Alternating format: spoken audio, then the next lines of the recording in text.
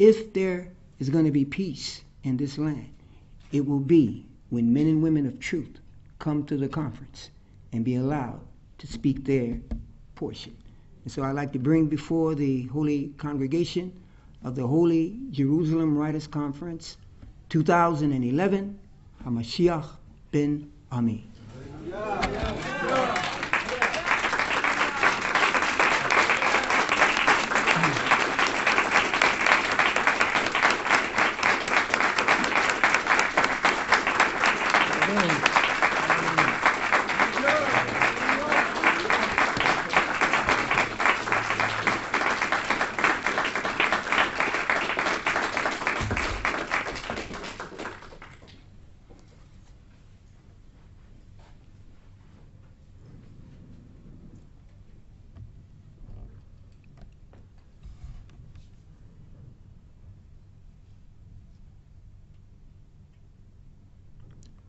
קודם כל, אנא לתת לי להרים קולי כשופר.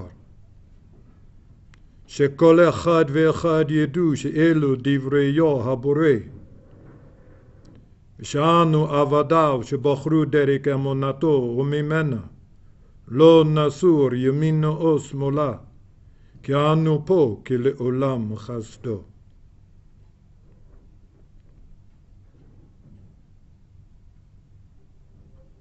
סלע. שבו בבקשה.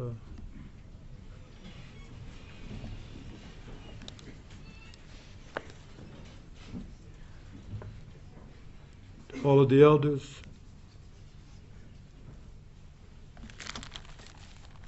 another very blessed opportunity for me on behalf of your sons and daughters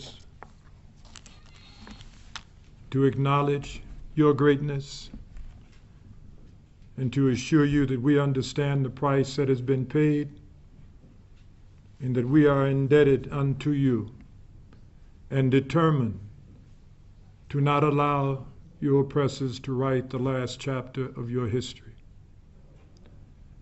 And again, I say unto all of the elders that you're going to be very, very pleased with what we're going to write. To all of you, headmaster and dean, School of the Prophets, administrative staff, faculty, saints, friends, guests, may the Holy One of Israel continue to give us reason to come together on many sacred occasions, to be heard, and to have the blessed opportunity to listen. I'm thankful for the opportunity to be here with you and to behold your countenances and to be inspired by your presence. I'm going to be very, very brief. I always say that.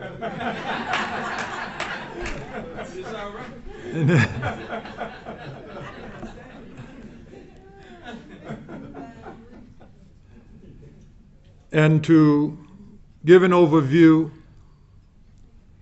to share some direction with all of the participants of this great theme for this season's Holy Jerusalem Writers Conference, New Visions and Voices of Peace.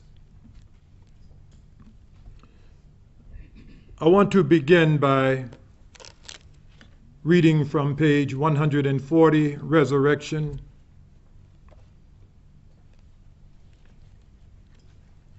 And the first paragraph. Is peace an impossible dream? Or is the problem your preconceived notion of who you want to bring to peace?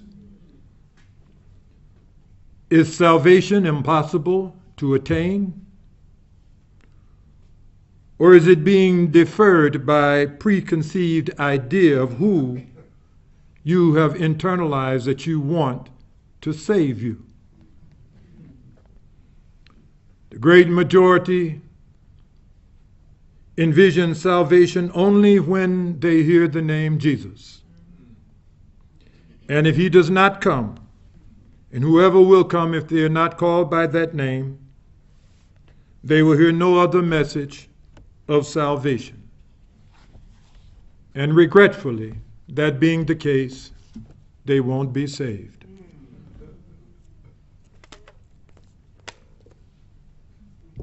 Please note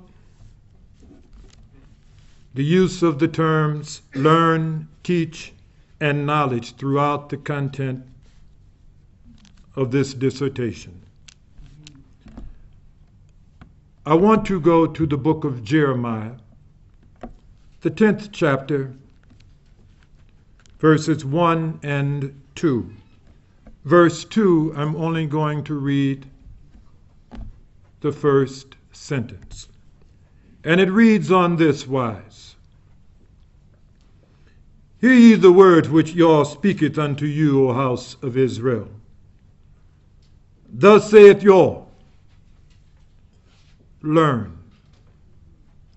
Learn not the way of the heathen, or translated into contemporary language, learn not the way of the ungodly.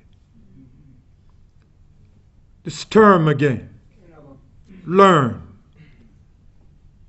Now, I've used this scriptural reference, but there are many other references throughout the words of the prophets that convey the same message. And Yah says that we should not come under the influence. We should not learn the way of the ungodly. I sincerely believe there is a much more in-depth understanding of this scriptural reference that we must realize. Possibly the ramifications of such intellectual influence is what casts the dark shadow over all people and places. Perhaps wars are instituted and sustained through learning, through institutions. Perhaps wars are instituted and learned, sustained through institutions. And as long as the student applies what they have been taught, there will be wars. And those institutions, those students under that influence, as long as they matriculate through those institutions and thereafter apply what they have been taught, there will be wars. There will be no peace. Maybe that's one of the reasons that Yah has instructed us to learn not the ways of the ungodly. In these institutions, they are taught social language. The use of this language usually precedes battlefield war. We could refer to this language as, and you've heard the term before, a war of words. Right. A war of words, which through proper use and media exposure will lead to expanded war in designated geographical locations, such as tyrant, despot, dictator, terrorists, blood diamonds, crimes against humanity. All of this language is institutionalized, and the students are taught how to react, the opinions to form when they hear this language. Cult. There's an opinion. Directly connected to those terms, we also find the power to define. For example, Iraq. Hundreds of thousands killed or maimed, millions displaced. Vietnam, Agent Orange. Yemen, an American ally. Nicaragua, Cuba. The crimes perpetrated by Lyndon Johnson and Robert McNamara, President Bush and Colin Powell, were not crimes against humanity. Hundreds of thousands. And thereafter it was revealed that it was all a lie. It was all unnecessary. It was all a lie. Hundreds of thousands were killed and maimed. Millions displaced. But it was not a crime against humanity. Vietnam, Lyndon Johnson, Robert McNamara. Hundreds of thousands killed. Lands that were poisoned almost perpetually. No crimes against humanity. We continue with institutionalized language. We find adversarial opposition. Opposition. Opposition. Opposition. Do not let them in. Do not let them win. Adversarial opposition. Do not let them in. Do not let them win. Why there has to be new voices and visions for peace. Liberals, conservatives, communists, and socialists. Communists are usually too conformist, while not allowing enough opposition. Socialists are too content with less, not good advocates of consumerism. Conservatives supposedly advocate values and liberals prefer none. Thereafter, we put 22,000 religions into the pot, all with different beliefs, 22,000 religions with relative righteousness.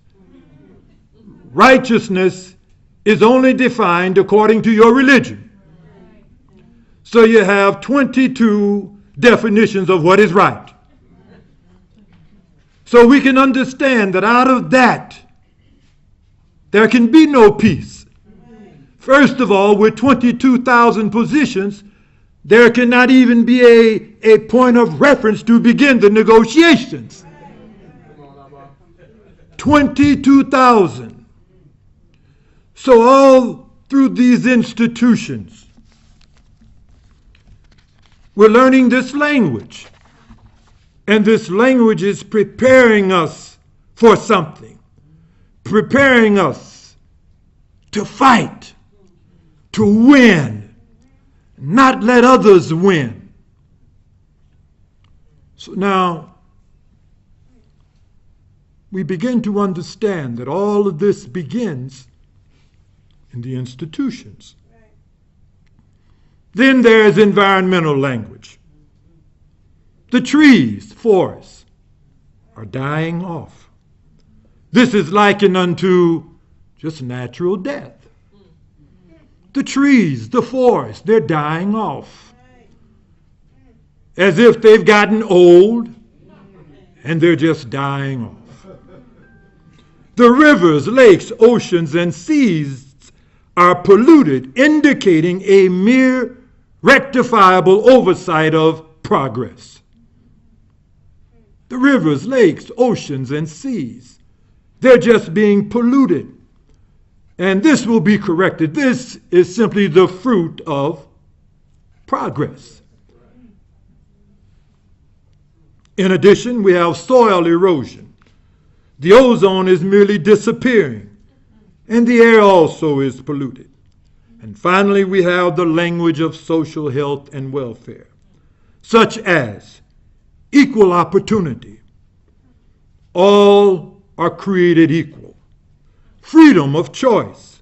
Lands of opportunities. This undoubtedly grooms the students for terms like rich and poor. Because not all of those children were born equal, but they've been groomed. Land of opportunity. They just happened to have gotten an opportunity and became the rich. And you just have not come forth with the opportunity yet to become rich. So they've been groomed through the institutions. Rich and poor, poverty, lifestyle diseases, very stylish lifestyle diseases, and natural death. Again, trees, forests just dying off, people just dying off, and we find this term, this euphemism, natural death. It is obvious that the prophets, messengers of Yah, are conveying to us a significant message. The social idea of the ungodly is the major contributing factor to all wars and destruction. I want to repeat that. It is obvious that the prophets, messengers of Yah, are conveying to us a very significant message. Learn not the ways of the ungodly. This is deeper than just an immediate effect, a neighborhood influence. The Creator in His infinite wisdom has saw something much more vast. And He's referencing something, greater than that as to why He has forewarned us. Learn not the ways of the ungodly. It is something about that social system, social order of the ungodly. It is obvious as to what it is that the prophets, messengers of Yah, are conveying to us a significant message. The social idea of the ungodly. The social idea of the ungodly is the major contributing factor to all wars and destruction. The major contributing factor is the social idea of the ungodly. And it is for that reason that we were forewarned. Learn not the ways of the ungodly. Why? Because their social system keeps you bound in a permanent state of transgression, sin. Because their social system keeps you bound within a permanent state of transgression, sin. What does that mean? They simply keep you breaking the rules. They simply keep you breaking the rules. And as long as you break the rules, there's going to be a negative reaction. They simply keep you breaking the rules. So, if we are to solve the problems of humanity, the problems of destruction, we must heed the warning of Yah Yisrael, because it is those influences. Is that the reason why the Creator has promised the coming of a kingdom? The coming of a kingdom, another social order, different language, different results. Stop breaking the rules and start abiding by the rules. The hospitals are not full of sick and diseased people because they have no religions or because they're not advocates of religion. The hospitals are full. The wars are taking place because they're breaking the rules. Individuals are not getting sick because they don't have religion. And individuals are not getting sick because they don't adhere to their religion. They are getting sick because they are breaking the rules. So, what does the social idea of the ungodly keep us doing? Breaking the rules. Breaking the rules. The students have been wired by the institutions to perpetuate war. The students, prior to the battlefield, prior to the terrain, the students have been wired to perpetuate war because they've learned opposition, adversarial opposition. They've learned these things. These things have been institutionalized in their minds. The coming of a new vision has brought new voices for peace. I refer to the prophet Isaiah as the prophet of peace. No other prophet in the scriptures makes mention of peace on more occasions than the prophet Isaiah.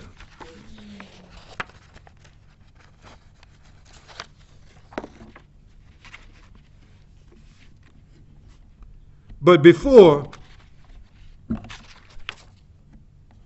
posing the question as to the first portion, the language, before posing the question,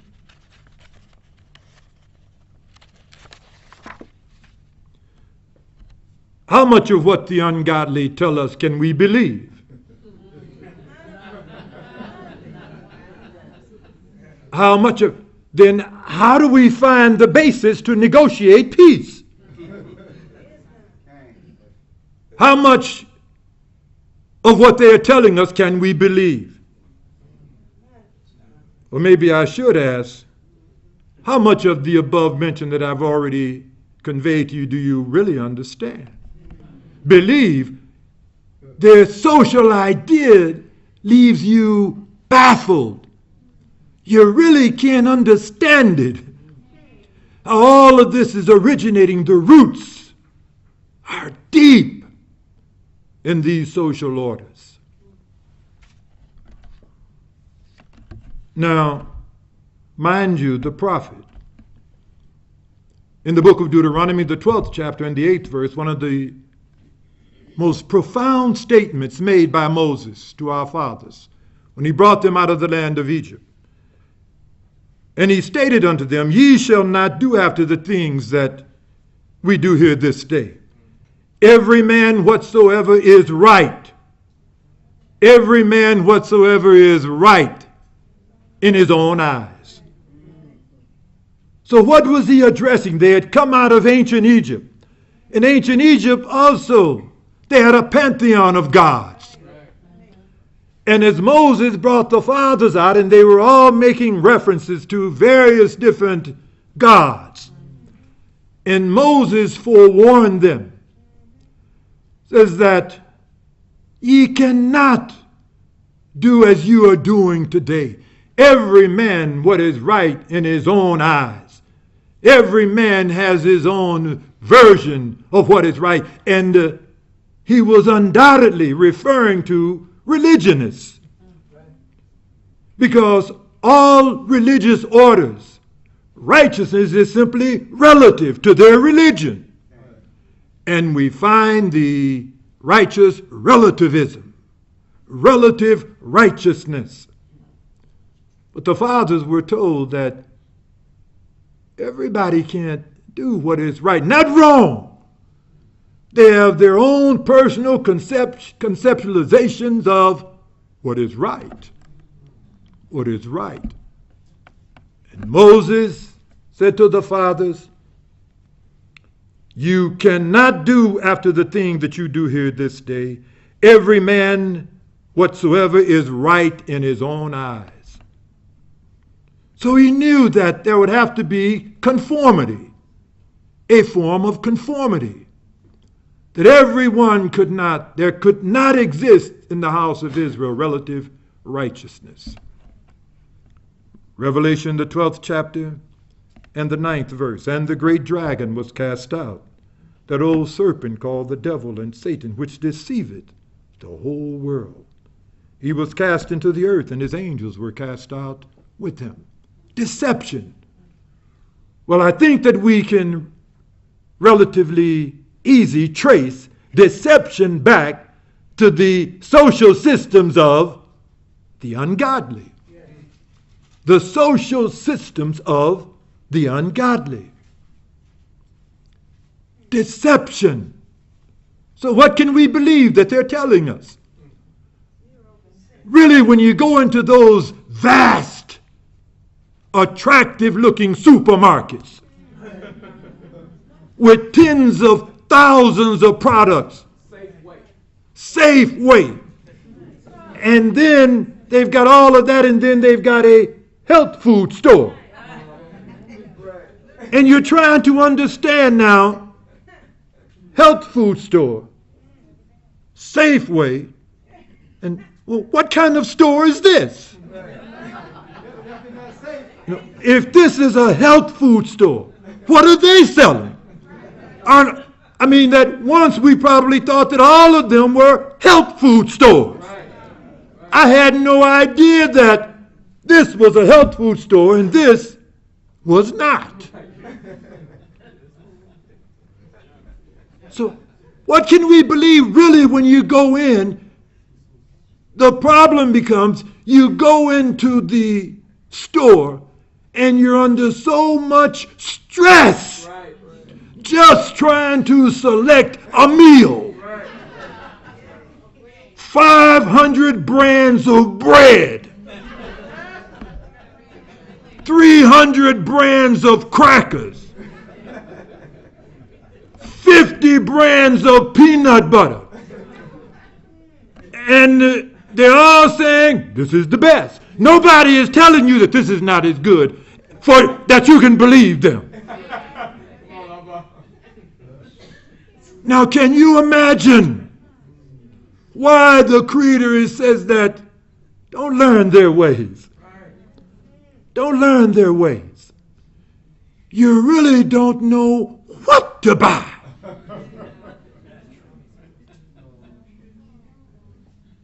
Learn not the ways of the ungodly. Deception. Let us further consider the words of Jeremiah the prophet. How long shall the land mourn, and herbs of the field wither, for the wickedness of them that dwell therein? The beasts are consumed, and the birds, because they said, he shall not see our last end. Many pastures have destroyed my vineyard. They have trodden my portion underfoot. They have made my pleasant portion a desolate wilderness. They have made it desolate, and being desolate, it mourneth unto me. The whole land is desolate, because no man layeth it to heart to think. The land is mourning. The birds are suffering. The herbs are withering. It says because of the wickedness. Why? Because they're all under the influence of the idea of the ungodly. This is the end result of the application of that knowledge. Everything suffers. Everything is suffering. Learn not the ways of the ungodly. I think that there was a very, very profound message being conveyed to us. The ungodly wickedness seemed to always be the root of wars and destruction. Of wars and destruction. Yet by way of institutionalized deception, they have crowned themselves as the peacemakers. Now, this defies logic. By way of the institutions, they have crowned themselves as the peacemakers. The destroyers are crowned as peacemakers. Truly, Satan has transformed himself into an angel of light, and his advocates as the peacemakers. If I may share with you the peacemakers, because no one layeth it to heart. World's largest arms exporters. Number 1, USA. Number 2, Russia. Number 3, Germany. Number 4, France. Number 5, UK. Number 6, Netherlands, Sweden, Italy. But those are all the peacemakers. Now this defies logic. Those are the ones that have been crowned. Who crowned them? Who gave them the title? Who has formed this preconceived idea? Who has planted this in our minds that they are going to bring peace to the planet? We need new voices and visions for peace. For those are the world's foremost arms dealers. What else are they doing? The peacemakers. Britain set to launch our nuclear Leviathan. The enormous scale of the biggest submarine ever built in Britain. This is the 26th of the 11th month. Her nuclear reactor could power a city the size of Southampton. She will never need refueling, and she can use her guided missiles to pulverize an enemy more than 1,000 miles away. The peacemakers, who are they planning on? These are the peacemakers. Pentagon successfully tests not a supersonic, but a hypersonic flying bomb. Not a plane. Now they have invented a flying bomb. The Pentagon on Thursday held a successful test flight of a flying bomb that travels faster than the speed of sound and will give military planners the ability to strike targets anywhere in the world in less than 1 hour. Now these are the peacemakers.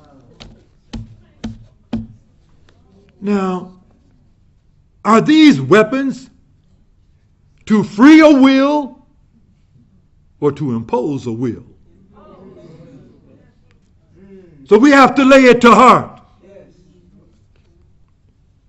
Who are they preparing to fight? Who are the British? Who are they trailing and tracking? 1,000 miles away in 1 hour, anywhere on the planet. Who are they planning to fight? Because remember now, all of the Europeans are the peacemakers. Certainly they're not planning on fighting them. They're not planning on fighting each other. Security Council. No. So now, what is all of this for? What is all of this for? These are the peacemakers. New visions and voices for peace. Something's wrong with that. Maybe that's the reason why there is no peace. Because the peacemakers are continuously preparing for war. Because you thought that I would think that America would be at peace. But she's still preparing to strike the enemy. Who is the enemy? Who is the enemy?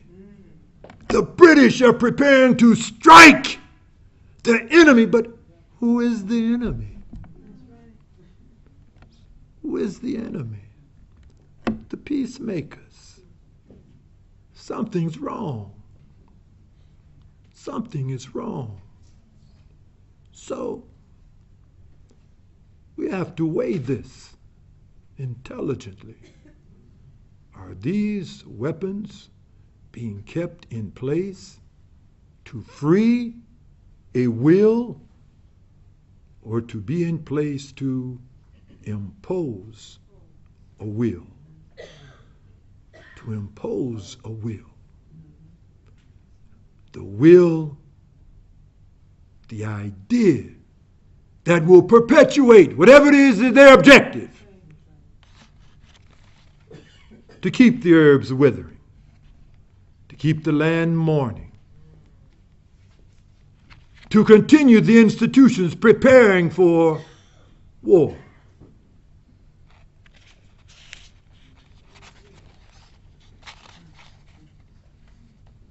Now,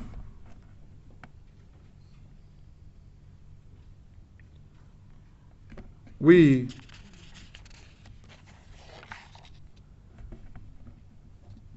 will go to the book of Proverbs. And the book of Proverbs makes a very profound statement. Again, this was initiated by Isaiah. It is in complete harmony with the vision of Isaiah.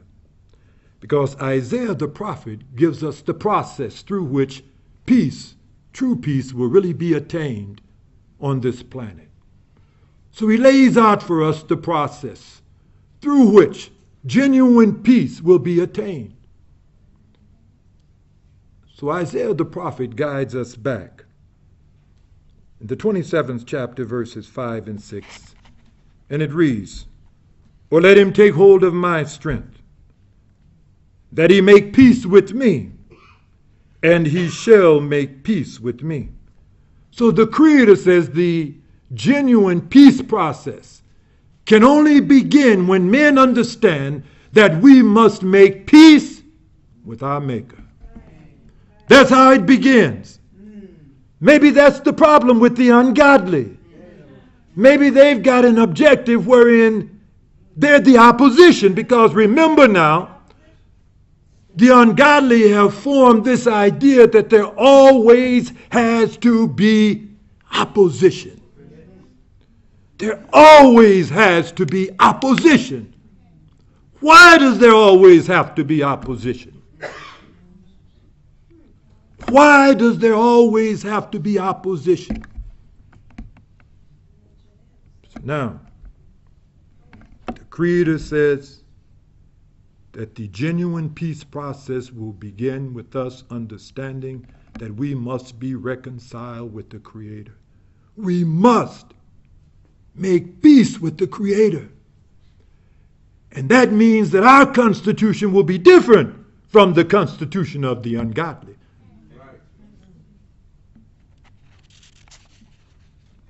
He shall cause them that come of Jacob to take root.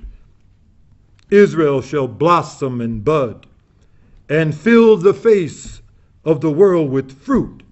The fruit of that relationship, that vibrant, harmonious relationship with the Creator. Proverbs, when a man's ways please Yah, he maketh even his enemies to be at peace with him. When a man's ways, now this is the peace process. So now this is different, because the constitutions of the ungodly, they will always cause opposition. Opposition has to exist. And some way, they will always cause the enemies or the opponents to oppose. Something about their positions. But The Creator says that when a man's ways pleaseth Yah, he maketh even his enemies to be at peace with him. As a result of the fruit yielded from that relationship with Yah, we become advocates of truth. And when our positions are put forth at the conference table, they will transform the character of our enemies. New voices and visions for peace. When a man's ways pleaseth Yah, he will make even his enemies to be at peace, to be at peace with him. When we are at peace with Yah, we become advocates of truth. And when truth is once again brought forth around the conference table, not only will the bearers of truth be affected, but it will have a very profound positive effect upon the enemies. Truth. Truth. When a man's ways pleaseth Yah, he will make even his enemies. It will transform his character. Yes. Says to begin by transforming your character. The problems of the world today stem directly from being governed by the ungodly. And the constitutions of the ungodly are the root of all destruction and wars upon this planet. So, the true peace process begins. We must be reconciled with the Creator. And once we are reconciled with the Creator, we become advocates of truth. Of truth. And when truth is spoken, and the advocates of truth can be felt around the conference table, that which will emanate from the new visions and voices of peace, it's not only going to be spoken, it's going to be felt. They're not only going to hear us, but they're going to feel us. And it's going to have a very profound effect upon the enemies, the opponents.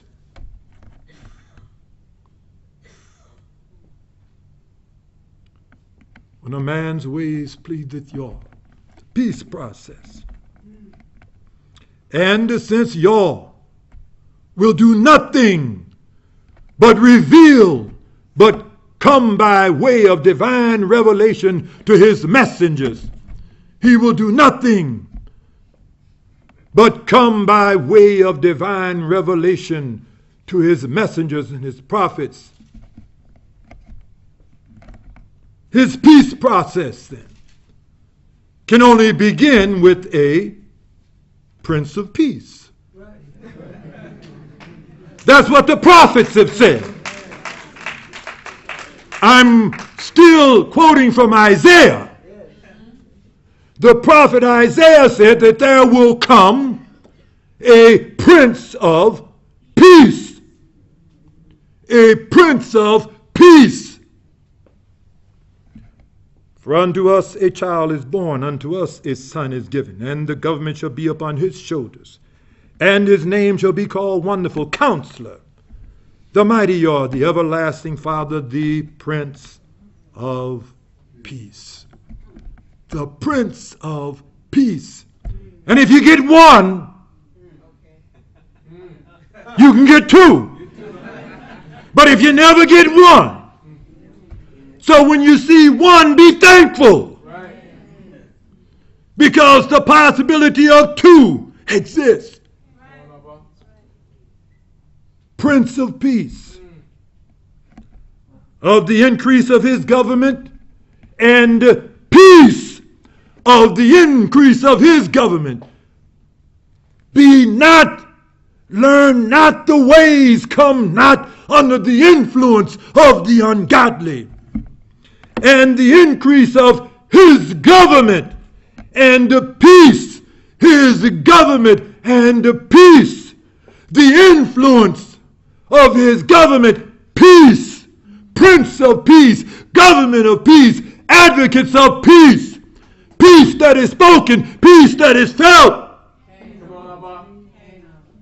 new voices and visions of peace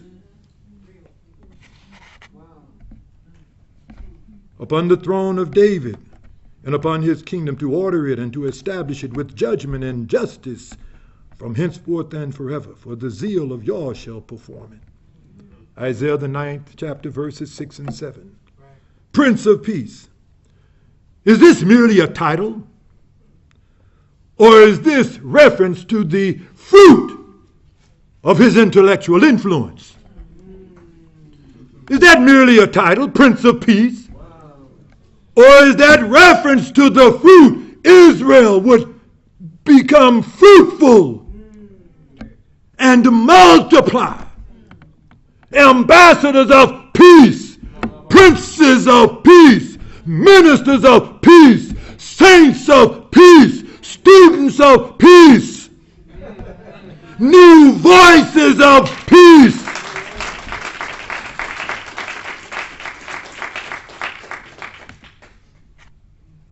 Is it merely a title? Or making reference to the fruit of his intellectual influence? Or is Prince of Peace merely a title? Or is this making reference to the fruit of his intellectual influence? What this will yield, what that influence, what that doctrine, whatever he is teaching, peace, government of peace, institutions of peace, not words of war, but words of peace. The conference table has to have a different makeup now.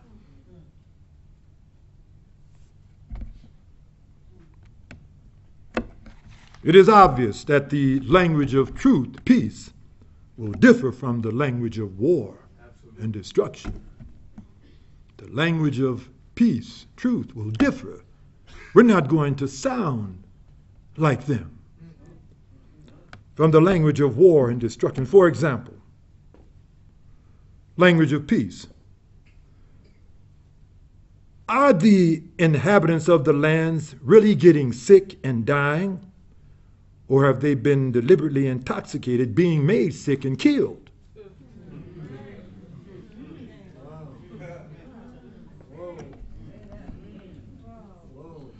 Because what is the objectives? What are the objectives here? What is the objective of an opponent of the Creator? The Creator already says that He is Yah of the living.